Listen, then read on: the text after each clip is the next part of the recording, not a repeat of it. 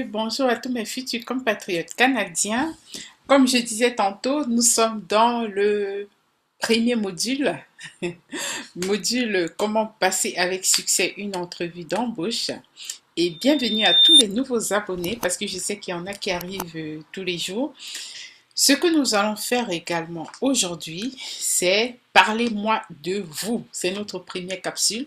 Je ne sais pas dans quel ordre votre recruteur va vous demander, va vous poser les questions. Toutefois, lorsque vous serez bien préparé, vous serez capable pendant l'entrevue de gérer l'ordre des questions et des réponses. Donc, par rapport à ce que j'aurais proposé. Et je vais toujours le rappeler. Le recruteur canadien, ne l'oubliez pas, ce n'est pas péjoratif, c'est pour que vous en souveniez. Le recruteur canadien est un Goliath. Il est un géant d'apparence, quoi. Et vous avez l'air peut-être petit, mais vous êtes un David. Qu'est-ce que je veux dire par là? C'est pas parce que le recruteur fait trop géant que vous n'allez pas réussir. Il est géant, c'est vrai. Un recruteur canadien, c'est un géant. Mais ce qui rend le recruteur canadien euh, un peu à vos yeux comme pas forcément un champion, c'est parce que le Canada a un sérieux besoin de main-d'œuvre. Et je vais encore le répéter, ne croyez pas toujours que c'est le recruteur qui est au top, top, top, quoi, qui est en position favorable. Vous également, si vous avez déjà réussi à faire votre CV, à postuler par rapport à une offre d'emploi et à décrocher une entrevue, écoutez, ça veut dire que vous êtes un champion.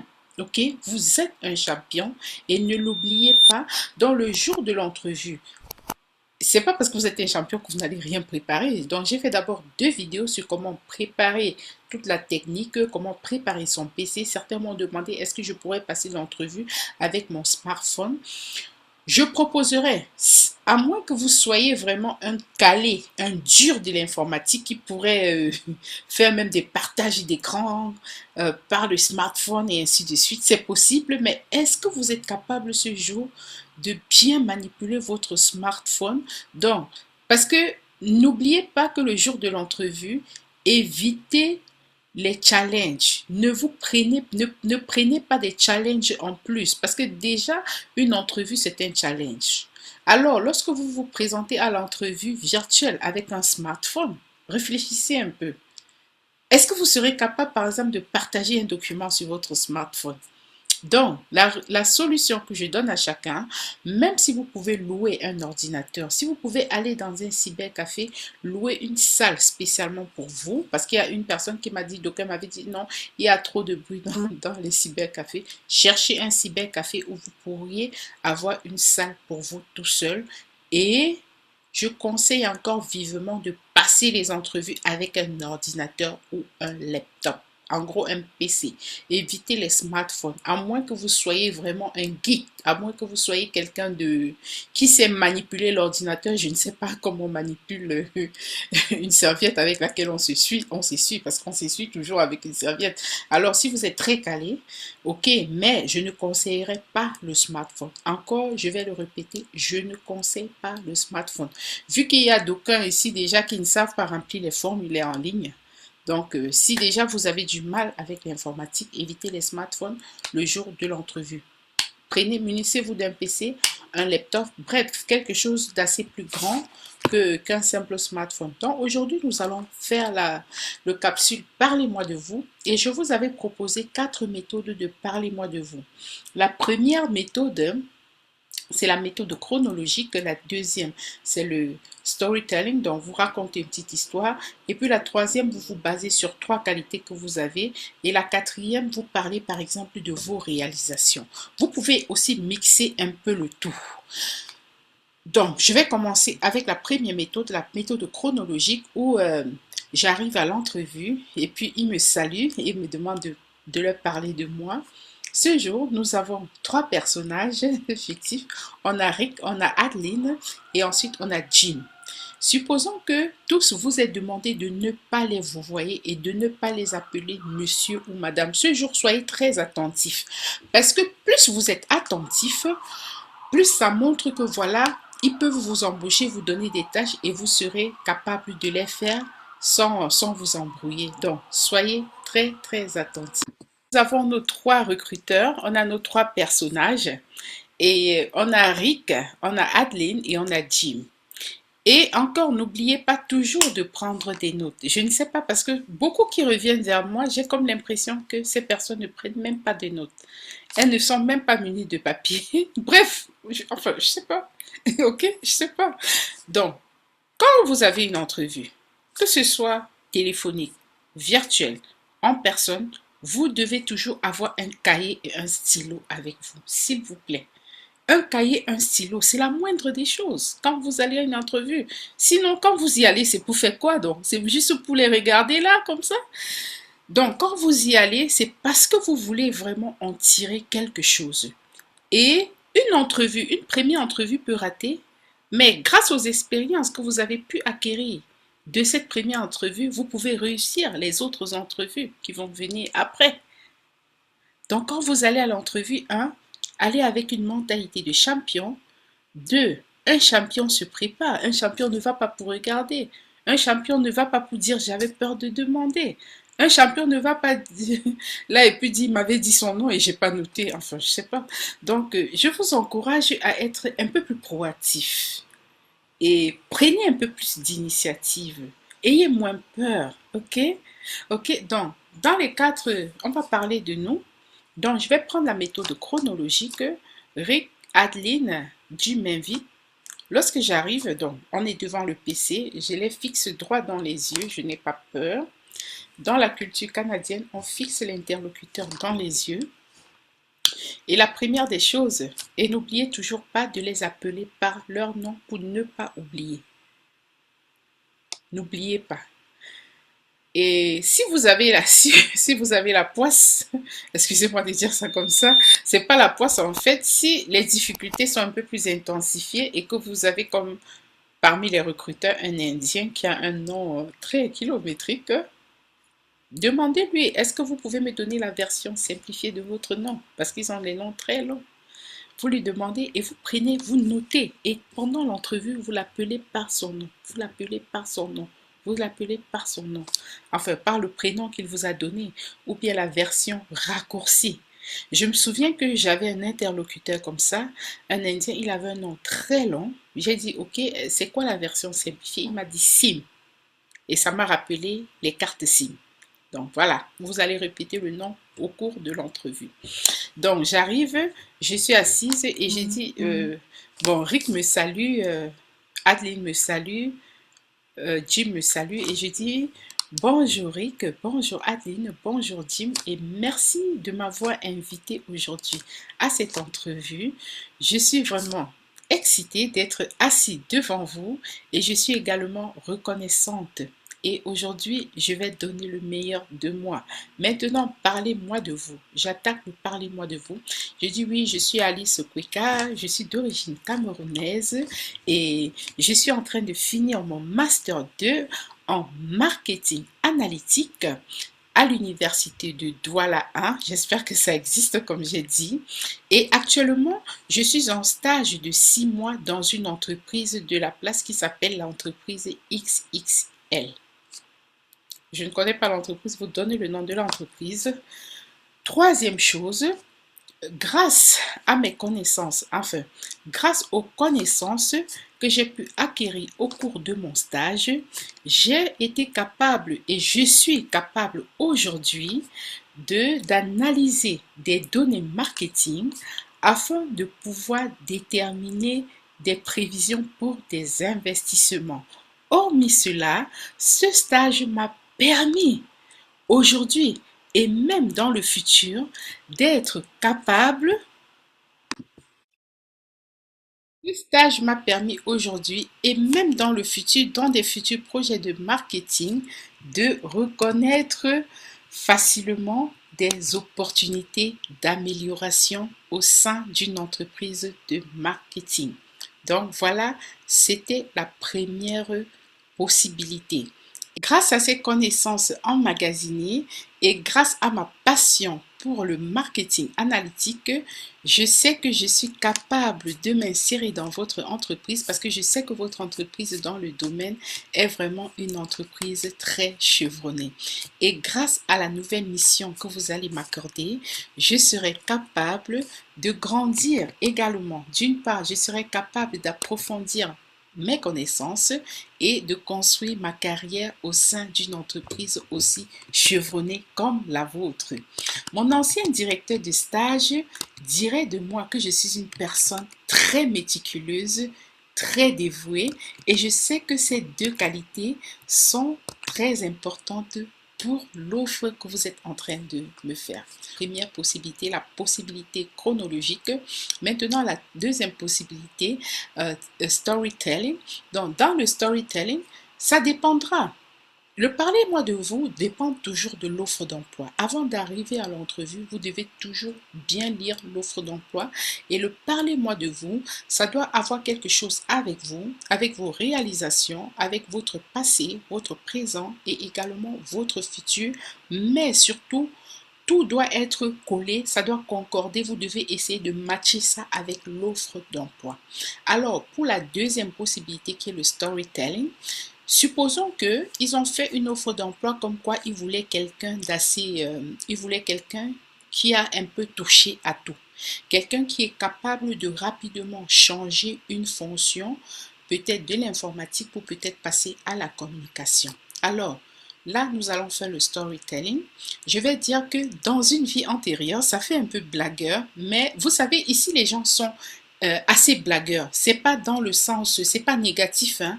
Donc on ne blague pas en touchant les gens. Donc dans les blagues, on essaye un peu de détendre l'atmosphère, mais on reste quand même sérieux.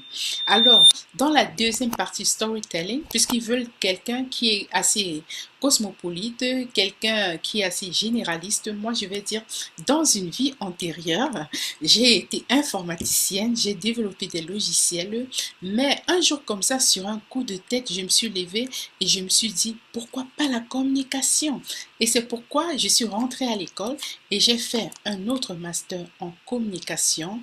Et aujourd'hui, grâce à toutes les relations que j'ai pu tisser dans le monde entier, parce que j'ai travaillé dans le département communication de la société Nestlé, et la société Nestlé étant représentée non seulement en Europe, non seulement en Afrique, mais également en Europe et en Asie, j'ai pu, au travers de la communication, m'établir un grand carnet d'adresses avec les clients asiatiques et également les clients européens. Et me retrouvant devant vous pour passer une entrevue et vous parler de moi, grâce à l'offre que j'ai lue et l'offre pour laquelle j'ai postulé, je me suis rendu compte que dans une entreprise vraiment chevronnée comme la vôtre, une entreprise chevronnée et internationale, je serai à même de continuer grâce à mes expériences passées, je serai capable de continuer à aider tous les départements à rester en connexion, mais pas seulement cela, mais vous aider également à avoir toujours un pied à l'international. Parce que je me suis rendu compte que votre entreprise non seulement traite avec les États-Unis, mais ces entreprises traitent également avec l'Asie et l'Europe. Et étant donné que je suis une personne très très organisée, mais également une personne qui a le contact facile, deux qualités importantes pour réaliser le métier que vous êtes en train de me proposer, je pense que je serai capable de facilement m'insérer dans votre entreprise et également vous aider à doubler votre chiffre d'affaires. Ça, c'est une méthode, hein. Et maintenant, dans la troisième méthode, nous allons parler des qualités. On va se présenter en parlant des qualités. Peut-être il va s'agir d'un développeur logiciel. Alors, les qualités que je vais prendre ici, je vais prendre la curiosité, je vais prendre la créativité, mais également, je vais prendre l'ouverture d'esprit ou bien quelqu'un qui est capable de s'adapter en fonction des nouvelles technologies. Troisième possibilité, il s'agit d'une entreprise de jeux vidéo parce que les jeux vidéo sont les entreprises sont très représentées en Montréal. Donc, je vais parler de ma créativité, Je vais prendre 3 qualités ou même 4. Je vais parler de la créativité. Je vais parler également de, de l'esprit d'équipe, très important, de l'ouverture d'esprit. Donc, on va parler de la créativité, de l'ouverture d'esprit, mais également de la curiosité et de l'adaptation. Alors, je vais dire ceci. Ça, c'est pour la 3e possibilité. Je parle des qualités. Je vais dire, je me distingue par ma créativité. Et cette qualité, je l'ai cultivée pendant plus de 7 ans dans l'entreprise Tcha Ouhou qui fait dans les jeux vidéo pour enfants. Ok, Tcha Ouhou, c'est une entreprise comme ça là que j'ai créée. Donc, je vais répéter, je me distingue par ma créativité. Cette qualité, je la cultive depuis plus de 7 ans au sein de l'entreprise Tcha Ouhou qui fait les jeux vidéo pour enfants. Ma curiosité et mon ouverture d'esprit m'ont permis de maîtriser plusieurs langages de programmation comme le Java, le Python, le PHP, mais également je suis capable d'utiliser les frameworks et je fais également du design. Ceci dit, donc quand vous faites le design, vous faites les langages de programmation, vous êtes capable dans une petite entreprise de faire le travail de 2 en 1. Moi, j'ai pas fait les jeux vidéo, donc j'explique juste comme ça pour que vous compreniez comment vous pouvez vous présenter en tant qu'un développeur de jeux vidéo. Vous pourriez ajouter votre touche. Alors, je vais répéter, je me distingue par ma créativité et c'était je la cultive depuis plus de 7 ans dans l'entreprise Tcha Ouhou qui fait dans les jeux vidéo et grâce à mon ouverture d'esprit et ma curiosité, je me suis adapté rapidement aux multiples langages de programmation qui sont le Java, qui sont le PHP et également je fais du design, ce qui m'a permis dans certains projets d'être capable de dessiner des prototypes, mais également de passer par la phase, donc de passer directement à la phase programmation des jeux vidéo. Et aujourd'hui, elles me sont utiles pour établir. Aujourd'hui, elles me sont utiles de travailler dans une petite entreprise qui demande à ce que le programmeur ait également les compétences de design. Les qualités curiosité, créativité que j'ai mentionnées, je me suis rendu compte que ces qualités sont recherchées par vous au travers des candidats que vous êtes en train de sélectionner. Et merci de m'avoir invité. La 4e possibilité, nous allons parler des réalisations. Dans les réalisations, il va s'agir de ce que vous avez déjà fait. Nous allons parler de quelqu'un qui est en train de postuler dans une entreprise de stylisme. Donc, alors, dans l'entreprise de stylisme, je vais dire que j'ai géré des projets de nature différente depuis plus de 7 ans.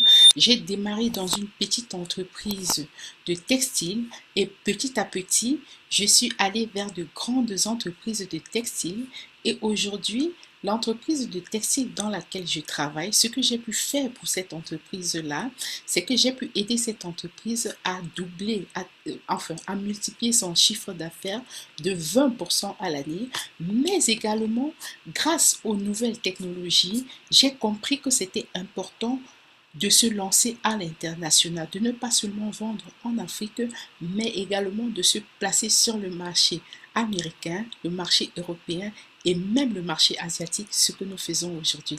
Et c'est cela qui nous a permis de multiplier ou bien de doubler notre chiffre d'affaires, de multiplier notre chiffre d'affaires et de passer à 20% à l'année.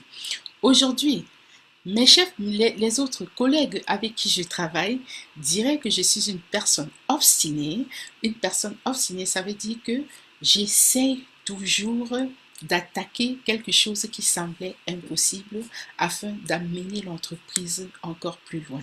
Et ce que ces personnes diraient, c'est que je suis une personne visionnaire.